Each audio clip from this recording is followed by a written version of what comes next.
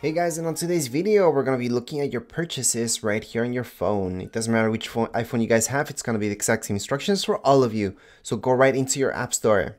In your App Store, you're going to see on the top right hand corner, you're going to see your device's name or your name. Just tap on that icon. Once you tap there, you're going to see purchases. That's going to be your first option.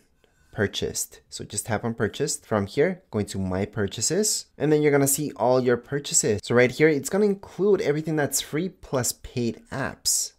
If you're looking for a specific app, you can tap on search and just search for that specific app, or you can scroll down and see all the apps that you ever downloaded right here. Now, if you want to look at something that it's not on your phone at this point in time, you can go into not on this phone, your second option, and also scroll down and take a look at all your purchase history. And to re-download any of these, just tap on that cloud icon. So for example, on this one for TED, and then it's just gonna download to my phone. That is whether it's paid or free, it's gonna be the same thing. You do not have to pay for the same app again if it's already under your purchase selection.